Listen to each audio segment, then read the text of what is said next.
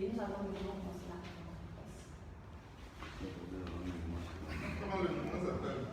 Alliance.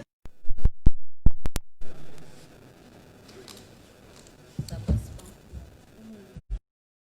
Voilà. Nous allons maintenant passer la parole à Mme Porto Nathalie. Oui, la coordonnatrice. Je connais. Bien, merci. Allô? Mais les deux sont. Allô? C'est bon, non? Vous m'entendez? Je suis des machettes.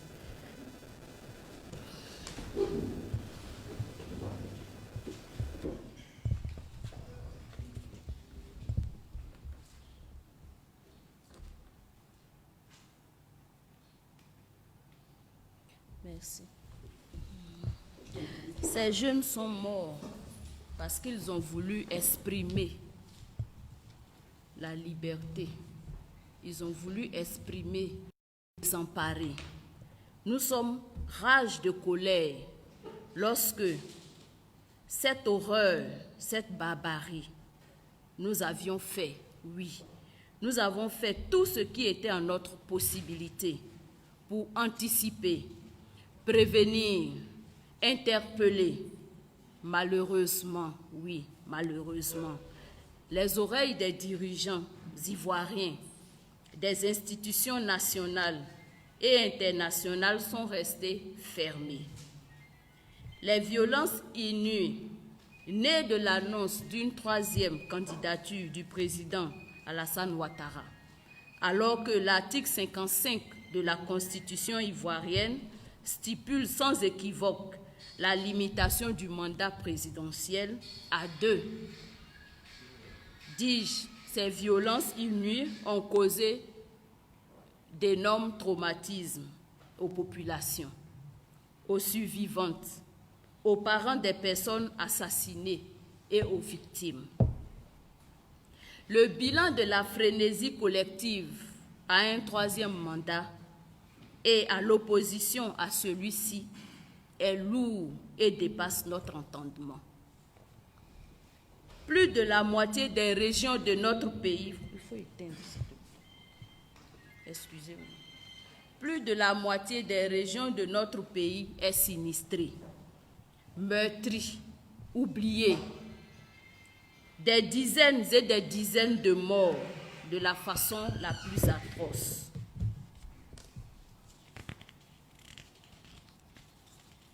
Des centaines de blessés, d'énormes dégâts matériels et des pertes de biens privés. Ces enfants, adolescents et jeunes, dont l'âge varie entre 13 et 35 ans, pour la plupart, ont été arrachés à l'affection de leur mère, de leur père, de leurs frères, de leurs sœurs, de leurs amis, parfois même de leurs épouses et de leurs propres enfants. Ces âmes innocentes, parfois naïves, ont cru à la démocratie et à l'état de droit. Oui, la démocratie n'est-elle pas un jeu? La démocratie n'est-elle pas un système politique inclusif, ouvert à la liberté d'expression, à l'expression plurielle des opinions politiques et à un état de droit crédible?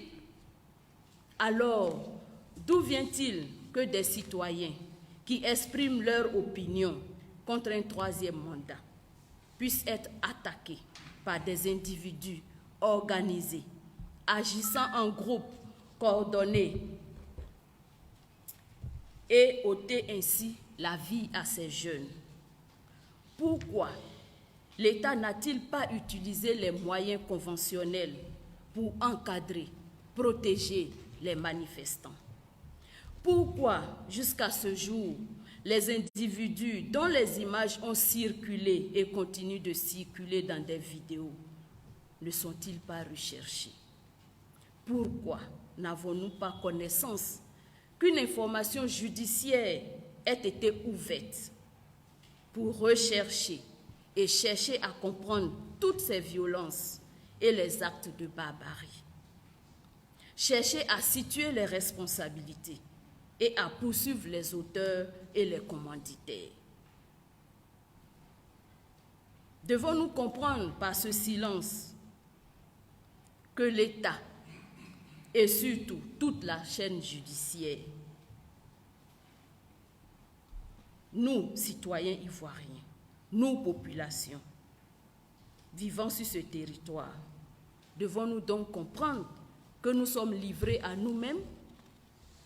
Devons-nous comprendre que nous n'avons aucune force de l'ordre commise à notre protection?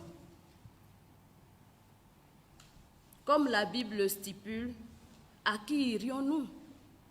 Vers qui nous tourner pour protéger nos libertés individuelles, pour protéger nos vies, pour protéger nos droits civils et politiques? Pourquoi ce vide? Pourquoi cette psychose? Pourquoi cette insécurité juridique? L'urgence de la situation commande la mise en place d'une synergie d'action pour susciter une mobilisation autour de nous-mêmes, autour de nos populations meurtries et désemparées.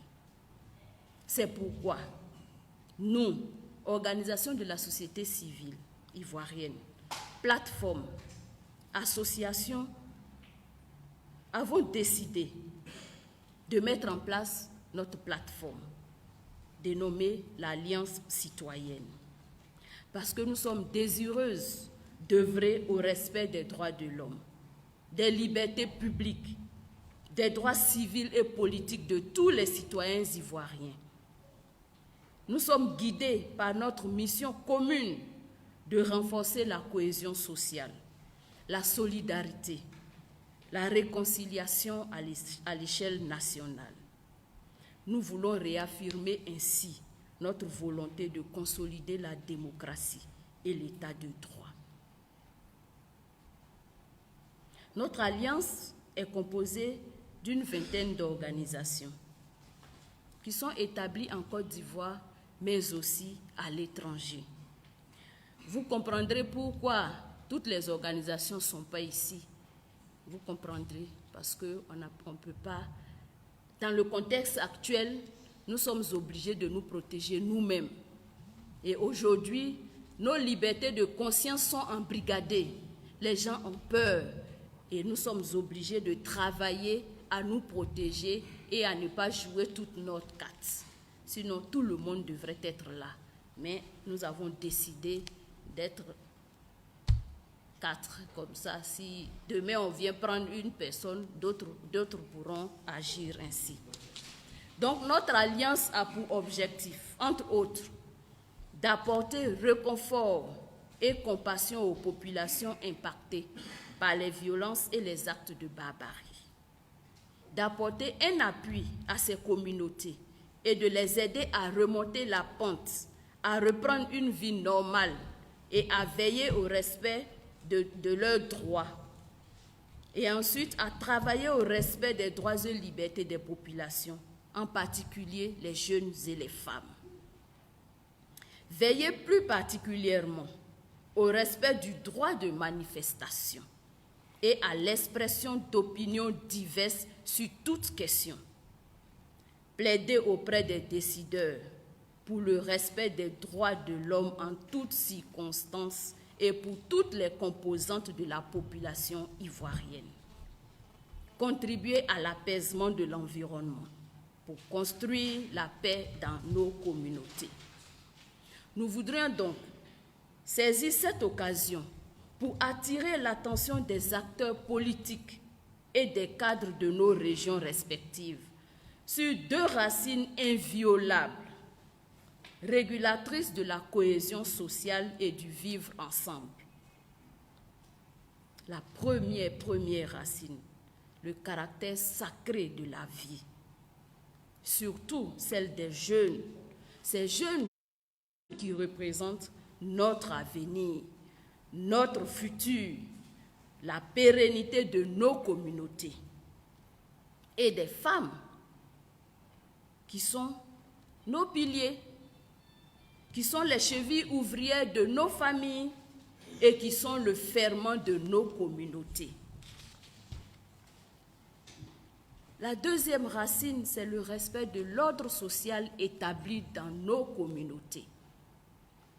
Le respect non seulement de la vie de l'autre qui ne partage pas mon opinion politique, l'autre qui n'est pas de mon ethnie, mais aussi de l'ordre social établi, ne doit pas être brisé ni sacrifié sur l'autel d'une ambition personnelle et de la défense d'un intérêt clanique.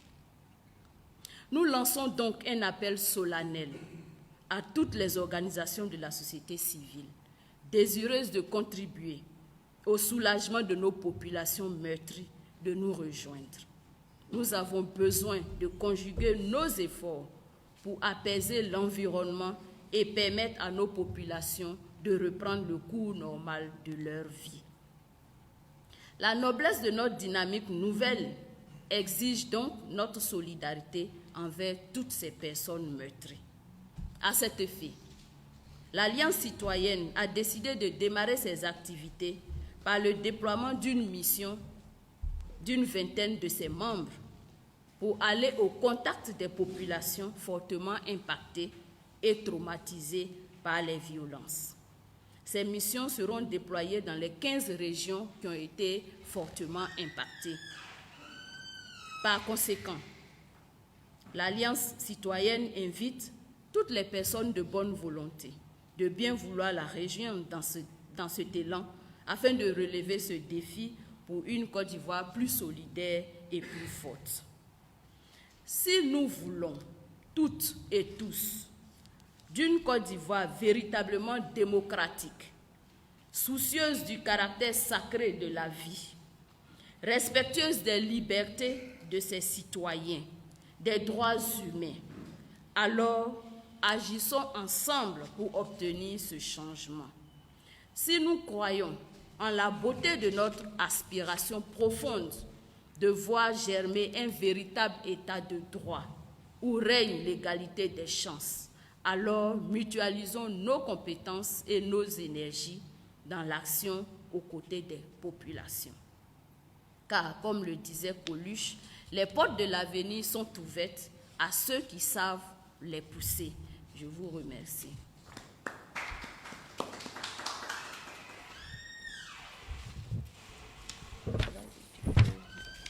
Merci, Madame la coordinatrice en exercice de l'Alliance citoyenne. Nous voulons, après ces propos liminaires, fidèlement lus par Madame la coordinatrice, passer la parole à vous, nos concitoyens journalistes, qui avez accepté de bien vouloir, en tout cas, venir ici couvrir cette conférence de presse.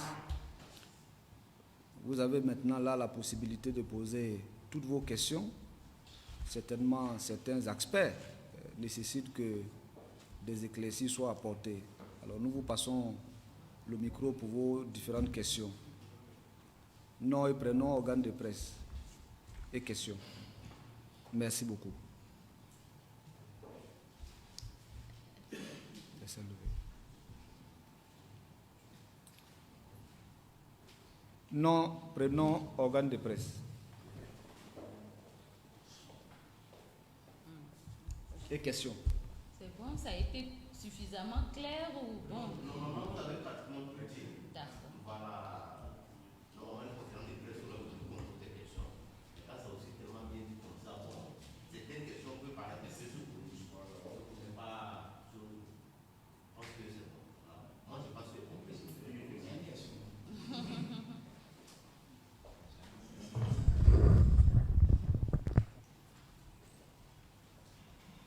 Oui, allez-y, monsieur.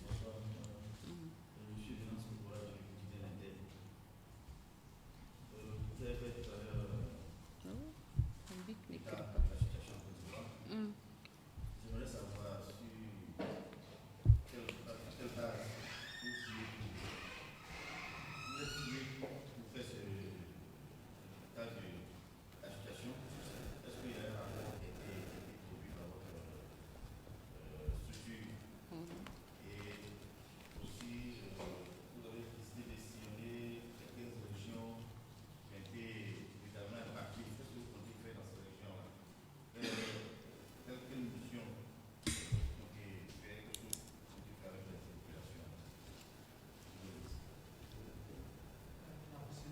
Oui, ici on peut prendre une autre question. On va y répondre en même temps. Si c'est possible.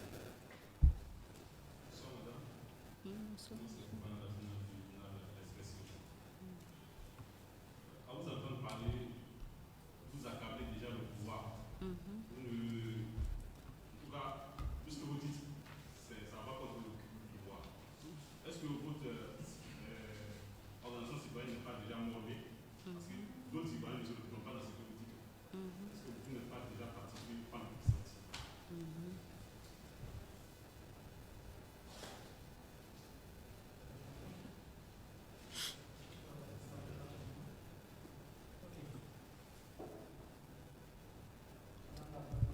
Oui, on attend le micro. Voilà. Qu'est-ce que ça marche?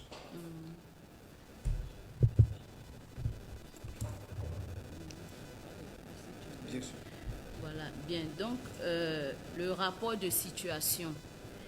Vous voyez que je n'ai pas donné de chiffres. Voilà. On a eu des chiffres, le gouvernement a sorti des chiffres, n'est-ce pas? Il y a d'autres, nous-mêmes, on s'en va sur le terrain.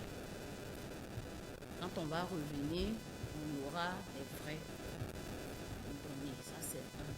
On pourra produire notre rapport de mission. Ensuite, c'est de notoriété publique. Tout ce qui se passe, on l'a vu partout. On sait qu'il y a eu des morts, on sait qu'il y a eu des blessés, on sait comment les gens sont morts. Donc ça, on ne peut pas rester silencieux. Et nous pensons que la société civile ivoirienne est restée assez silencieuse sur cette question. Il était important que nous puissions élever notre voix, dire que c'est d'abord notre premier rôle, c'est de dire que quelque chose ne va pas. La visite des régions, c'est des visites humanitaires. C'est des visites humanitaires que nous allons en faire, visiter les familles, apporter ce qu'on peut apporter aux familles, dire aux familles que nous sommes avec elles, et nous visiterons toutes les familles. Nous n'allons pas pour visiter, comme en Côte d'Ivoire maintenant, c'est une histoire de gauche et puis droite, voilà. Mais nous qui avions l'habitude de travailler dans les communautés, dans nos régions, nous savons comment nous travaillons avec des gens. Et nous travaillons avec toutes les communautés qui vivent dans ces localités-là. Donc nous irons visiter toutes les communautés. Parce que pour bien comprendre une situation, il faut aller sur le terrain, il faut connaître qui sont les victimes et de quoi ces victimes ont besoin. Vous avez dit le pouvoir est accablé. Je ne pense pas avoir cité un parti politique. Je ne pense pas avoir cité un nom, ne serait-ce que la question du troisième mandat, qui est encore de notoriété publique. Et quand nous disons, en tant qu'organisation de la société civile, notre rôle, c'est de travailler sur les textes. Et la Côte d'Ivoire est un État moderne. Étant État moderne, la Côte d'Ivoire est partie à des traités et à des conventions. Et la Côte d'Ivoire a pris des engagements vis-à-vis de ses pairs. Et la Côte d'Ivoire se doit de respecter ses engagements. Ça, c'est un. De deux, la Constitution ivoirienne, elle doit être un consensus, n'est-ce pas, de toute la population. Et nous, en tant qu'organisation de la société civile, en 2016, cette constitution, nous avons contribué à sa réécriture. Donc nous connaissons l'initiative, le processus, la finalisation du processus. Mais aujourd'hui, nous constatons tous et toutes qu'il y a une lecture en fonction de ce qui ne devrait pas être normal. Quand à partir du moment où un texte qui doit être consensuel est interprété en fonction de là où on est assis ou de là où on veut aller, alors il y a un problème. Et c'est ce que nous dénonçons. Et s'il n'y avait pas eu cette interprétation, je dirais, à géométrie variable de la Constitution, on n'en serait pas là. on n'en serait pas là. Parce que la même constitution garantit qu'il y ait des pour et qu'il y ait des contre. Et la même constitution garantit un traitement équitable et égalitaire pour les pour et pour les contre. Ça veut dire, quand les pour marchent, ils doivent être encadrés. Quand les contre marchent, eux aussi doivent être encadrés. C'est ça la loi. Et tant que la loi est appliquée stricto sensu, il n'y a pas de problème. Mais à partir du moment où les émotions, les sentiments, les intérêts entrent dans l'application de la loi, nous nous retrouvons dans la situation où nous sommes. Et c'est ce que nous dénonçons. Nous n'indençons pas le gouvernement. Nous ne pensons pas être... Sinon, on allait faire un discours ciblé. Mais aujourd'hui, nous constatons, nous, population, qui ne sommes pas décideurs, que c'est nous qui souffrons. Parce que c'est nous qui perdons nos frères. Parce que c'est nous qui perdons nos enfants. Voilà. C'est nos parents qui sont brûlés. J'ai été à Tumodi, monsieur. Si vous allez voir Tumodi, je ne sais pas, cette maison, cette famille, qu'on vous explique comment elles ont été calcinées. C'est la cendre qu'ils ont pris. Vous savez comment on a pu les reconnaître? C'est par les cheveux. C'est par les cheveux, parce qu'il ne restait plus rien. La dame, elle avait les mèches, et la vieille, elle, je ne sais pas, peut-être que les cheveux ont voulu qu'on la reconnaisse. Et les personnes étaient entrelacées. C'est horrible pour une question de candidature, pour une question de manifestation. C'est ce que nous dénonçons. Parce que notre vie, elle nous appartient. Notre vie ne devrait pas appartenir aux politiques. Et c'est ce que nous voulons que les populations qui pensent qu'en parler même là, les chocs, elles doivent comprendre qu'elles-mêmes, leur vie est en danger. C'est ça, que leur vie est en danger. Parce que ces populations-là, elles vivent dans les communautés. Et nous avons vu, nous en connaissons, qui ont peur tous les jours des représailles. Notre rôle, c'est que personne n'ait peur de vivre là où il vit. Tout simplement parce qu'il y a une question de pouvoir. Parce que quoi, nous sommes 26 millions, un seul poste de président. Il y a combien de maires, il y a combien de députés? Pourquoi nous devons mourir? C'est de ça qu'il s'agit. Et donc nous pensons que ce message-là, quel que soit le parti politique, et nous ne voulons pas entendre de parti politique, parce que ce ne sont pas les partis politiques qui font que nous vivons dans ce monde et dans ce pays-là. Mais c'est parce que nous sommes des frères et des sœurs. Nous entretenons des relations humaines. Et ce sont ces relations-là, ce sont ces alliances-là, c'est pour ça que nous sommes fait appeler alliances, qui ont fait que depuis que la Côte d'Ivoire est Côte d'Ivoire, nous avons vécu. Pourquoi maintenant tout est rompu?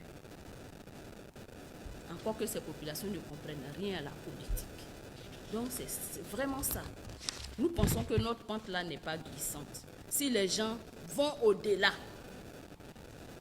voilà, vont au-delà de leurs convictions personnelles et regardent l'humain dans toute son entièreté et dans toute sa simplicité. Parce que c'est ce que nous voulons prôner. L'homme d'abord.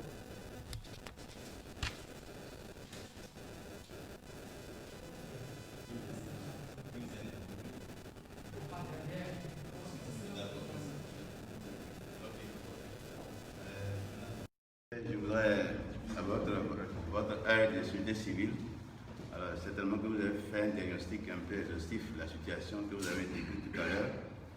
Alors, quelle balance établissez-vous en matière pénale? Je veux parler de la pénale pour ce qui est des violences qui sont survenues au cours de la période électorale. Quelle balance établissez-vous? Merci. Non, s'il vous plaît.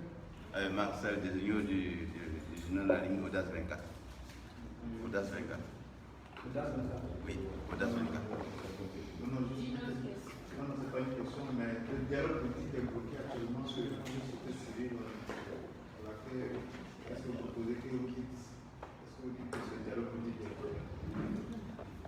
Mais c'est sur le dialogue qu'on avait vu tout à l'heure. Voilà, c'est un projet de dialogue. Bon, voilà, C'est ça. voilà, Voilà, il y a eu une brève. Il y a eu une brève rencontre entre les deux grands. Ils se sont dit bonjour à l'instant, ils se sont vus, ils se sont salués, ils sont venus, ils ont parlé, c'est tout. Juste là. Donc pour nous, il y a eu une rencontre. Ce n'était pas le début d'un dialogue. C'était une rencontre. On devrait maintenant nous communiquer. Ça va faire 1 mois maintenant cette affaire. On devrait maintenant nous communiquer. Voici le calendrier. La première rencontre avec, pour déterminer l'ordre du jour, c'est tel jour. Là maintenant, c'est que le dialogue est avancé. Mais là, nous attendons toujours ce dialogue. Le diagnostic en matière pénale. Je ne peux pas être assise ici pour identifier des coupables. Il faut qu'il y ait une procédure qui dépasse. Il faut qu'il y ait des enquêtes. C'est pour ça qu'on va parler d'information judiciaire. Déjà, on devrait ouvrir les enquêtes, faire des appels à témoins, comme on voit sur les réseaux sociaux. Par exemple, c'est l'adjudant de Sadou. C'est un adjudant, non? Oui. Voilà, l'aide de camp du ministre. Il y a eu ami calciné vidéo. On a vu tout un marché brûlé. Bon, le marché, j'étais là-bas dernièrement. Ils sont en train de reconstruire le marché.